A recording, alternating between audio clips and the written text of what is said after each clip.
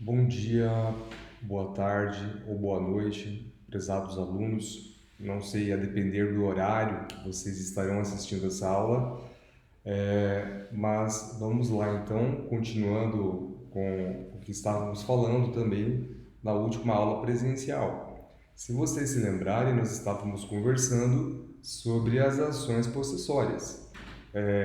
Foi passado exemplos e hoje nós iremos continuar falando sobre as ações possessórias, embora de forma online, devido a essa situação aí do coronavírus, dessa pandemia que eu espero que acabe logo aí para retornarmos às nossas aulas. Então vamos lá, pessoal, conversando novamente aqui sobre as ações possessórias, que era o assunto principal da aula passada. Nós falamos sobre a reintegração de posse, sobre a manutenção de posse e ainda falamos sobre a ação de interdito proibitório, que são os três principais mecanismos de defesa da posse assegurados aí no Código de Processo Civil. Relembrando apenas, a reintegração de posse é aquela ação que nós vamos ingressar toda vez que ocorrer o esbulho possessório. O esbulho vai ser a perda total da posse. Lembrar que a perda tem que ser total. Se lembra do exemplo que eu falei em sala de aula, quando, por exemplo, o MST ele invade uma fazenda que é de sua propriedade ou de sua posse, tá?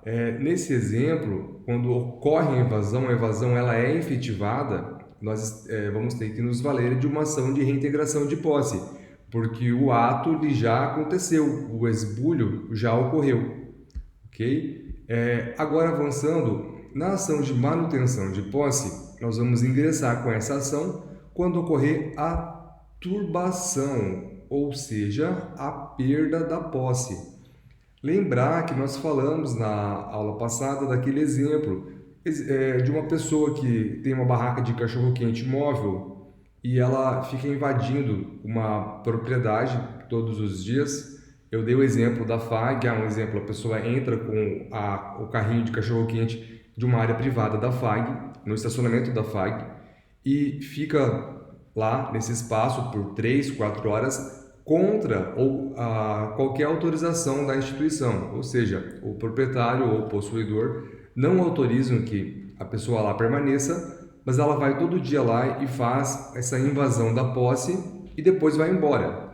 Ou seja, ela não chega a esbulhar totalmente, mas ela não está apenas ameaçando a posse também. Ela faz um ato então de incômodo, ela incomoda, digamos, ela está o turbando seria o termo correto nesse caso, tá? Então, a turbação da posse, ela exige a ação de manutenção de posse, tá? Que é quando está ocorrendo ali, então, uma perda parcial da posse.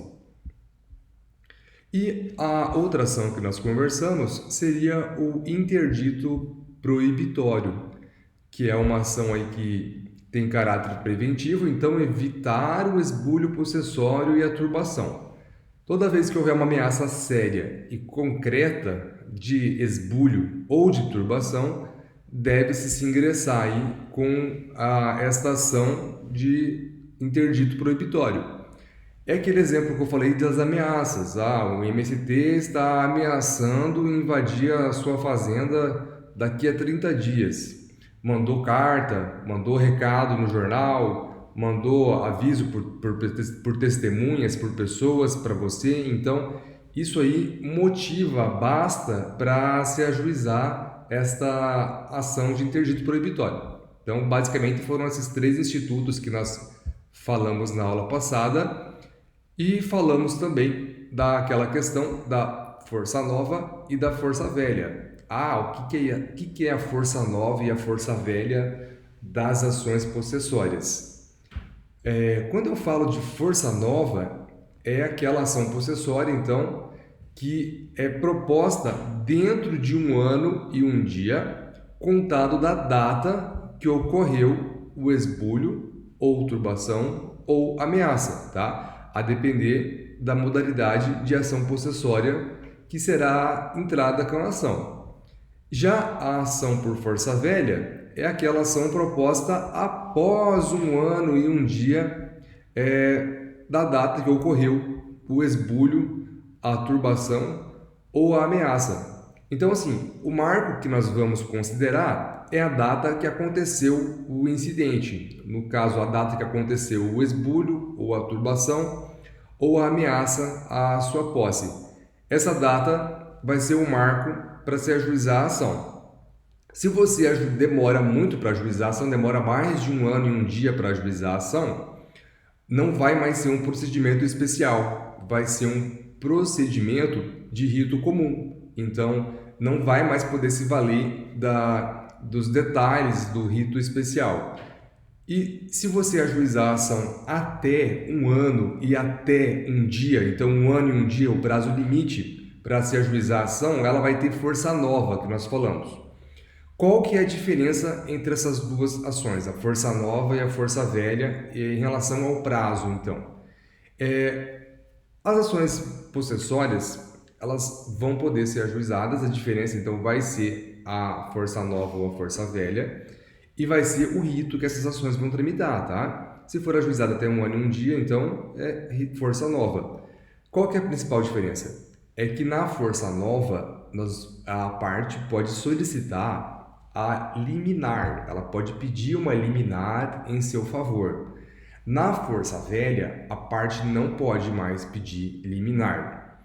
Ela pode, no caso, se valer daí de outros institutos, a exemplo da tutela de urgência e da tutela de evidência regulamentadas no CPC e que vocês já estudaram, tá? Então essa é a principal diferença. A liminar, ela é mais fácil de conseguir. Ela tem requisitos mais brandos para o magistrado conceder. Ele concede em caráter cautelar para assegurar a eficácia do eventual provimento final do juiz. Já as tutelas, elas têm requisitos um pouco mais rígidos para concessão, então é um pouco mais difícil da parte conseguir obter o provimento jurisdicional que ela pretende, caso ela espere chegar então na ação por força velha. Então tem que cuidar nesses tipos de força. Lembrar que a reintegração e a manutenção em interdito proibitório são ações possessórias, e essas ações possessórias podem ser de força velha, que são propostas após um ano e um dia, ou podem ser de força nova, que são propostas até um ano e um dia da data dos fatos, ok? Esses são os principais detalhes dessas ações. A ação por força nova vai seguir o rito especial das ações possessórias, né? Lá nos artigos previstos no CPC, e a ação por força velha vai seguir o rito comum, o trâmite comum previsto no Código de Processo Civil. Pessoal, avançando também, a gente vai conversar aí um pouco primeiramente sobre a ação de manutenção e reintegração de posse.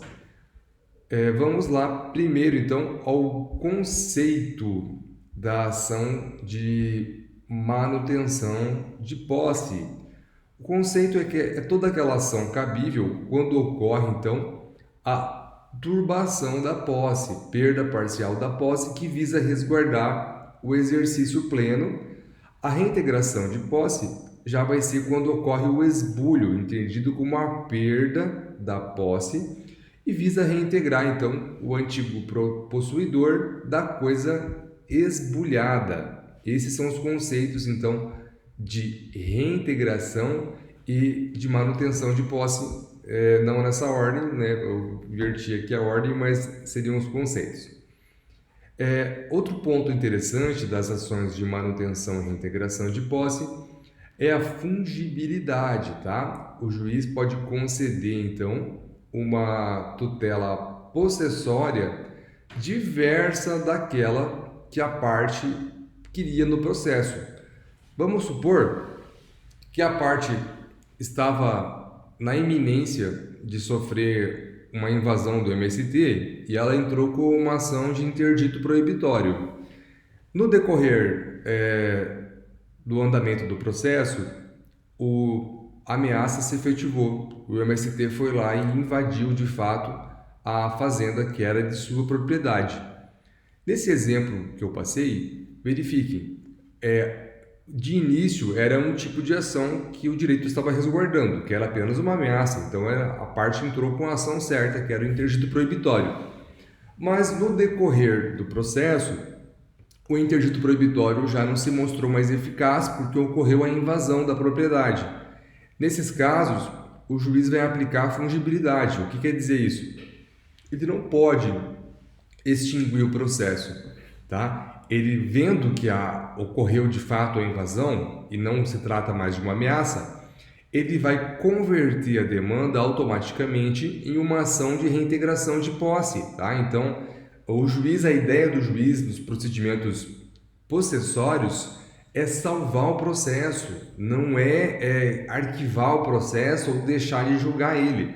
Ele deve sim resguardar os direitos das partes, tá? Então, essa é a principal ideia do princípio da fungibilidade, que é o que eu acabei de passar agora aí para vocês.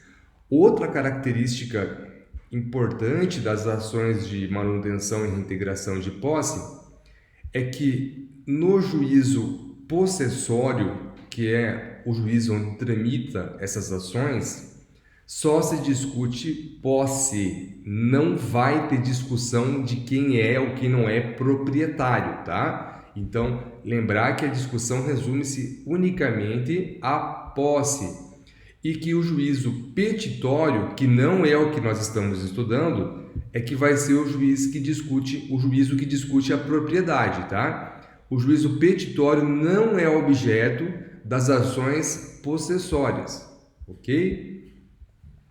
Outro ponto, outra característica, é que se tratam de ações dúplices. É permitido ao réu fazer o pedido contra o próprio autor na própria contestação. Então, é um trâmite mais facilitado aí. Similar aí a uma reconvenção, mas ele tem a possibilidade de fazer esse pedido aí dentro da própria contestação e não com o nome de reconvenção, tá? É por isso que a gente chama de ação dúplice.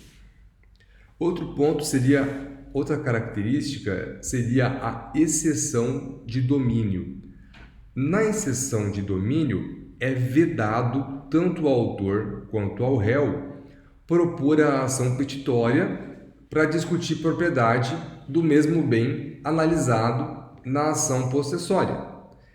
É o que eu falei em sala de aula. Se tem uma ação possessória em andamento, se por exemplo eu, Marcos, invadi uma propriedade da União, uma área de terras da União, estou lá já faz 20 anos e vão lá e invadem a minha propriedade, um outro terceiro que não é a União, por exemplo, José invadiu minha propriedade, que não posso nem falar que é propriedade, e sim um espaço que eu sou possuidor, invadiu uma área que eu era possuidor, nós vamos discutir judicialmente quem tem a melhor posse, se eu ou se José, tá? E não vamos discutir propriedade. Então, a propriedade, nesse caso, ela está fora de discussão. Se ao invés da União fosse Maria a proprietária do imóvel, Maria teria que, teoricamente, aguardar o trâmite da ação possessória ou ajuizar uma ação petitória contra os possuidores, então, dizendo que ela é a proprietária. Mas não vamos misturar as coisas por enquanto. Lembrar apenas, então, que é vedado, enquanto se tramita as ações possessórias, em regra, é vedada a discussão de propriedade, tá? Na ação que discute a posse. Outro ponto, outra característica é a possibilidade de cumulação de pedidos nas ações de manutenção e reintegração de posse, tá? Esses pedidos podem ser cumulados desde que respeitem lá o artigo 327, parágrafo 1º do CPC. Tá? Mas é proibido ao autor preferir o rito comum ao invés do rito especial em relação às ações possessórias, tá? Ele pode sim, em regra, optar pelas técnicas do rito especial que serão diferentes aí do rito comum. Outro ponto interessante, vamos avançando aqui na aula, seria a legitimidade. De quem é a legitimidade para se juizar a ação de manutenção e de reintegração de posse? A legitimidade ativa, ela vai ser do possuidor da coisa. E a legitimidade passiva, ela vai ser aí do sujeito responsável pelo ato de moléstia da posse, ou seja, daquele sujeito que está esbulhando, que está invadindo, que está turbando então a posse ou que está ameaçando a posse de alguém. Esse vai ser o sujeito passivo. Lembrar também da questão de litisconsórcio. O litisconsórcio entre cônjuges vai ocorrer em casos aí de composse, tá? Então, quando os dois têm a posse, ou de atos praticados por ambos, tá? Entre o possuidor direto e entre o possuidor indireto. Quem é que são essas figurinhas de possuidor direto e indireto? Lembrar que nós conversamos em sala de aula também. Um exemplo de possuidor indireto seria o caseiro, tá? Ele possui uma posse, mas essa posse, ela não é, digamos, ele não é a pessoa que exerce a posse. Ele está representando alguém, tá? Quem possui a posse, digamos, é outra pessoa. Desculpa, eu inverti o conceito. Então, no caso do caseiro, o caseiro tem a posse direta e o possuidor daquela área ele vai ter a posse indireta. E é o possuidor que vai responder por qualquer problema que ocorra com a propriedade, tá? Então, lembrar também desses pontos. Competência. Quem é o juízo competente para apreciar esses pontos? Em regra, a competência para apreciar a ação de manutenção e de reintegração de posse vai ser da justiça comum, tá ok? Se for bem imóvel, vai ser o foro de domicílio do réu, ou se for bem imóvel, vai ser o foro do local do imóvel. E esse foro do local do imóvel é um foro de competência absoluta. Não se admite nenhum outro foro, tá? Apenas este.